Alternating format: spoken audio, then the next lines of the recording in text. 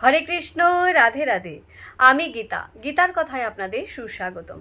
আজকে আরেকটি ভিডিওতে গীতার পঞ্চদশ অধ্যায়ের 14 নম্বর শ্লোকটি পাঠ করছি।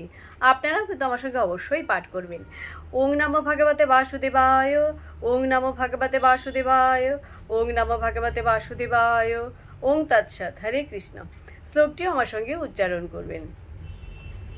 অহং বৈশ্বানর ভূত্তা প্রাণিনাম দেহম আশ্রিত প্রাণ অপান সমাযুক্ত পচামি অন্নম চতুর্বিধম।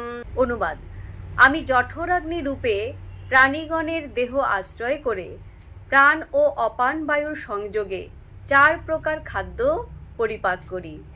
তো ভক্তগণ, এমনি করে প্রতিদিন একটি করে গীতা শ্লোক পাঠ করুন আর এই দুর্লভ মানব জন্মকে ধন্য করুন।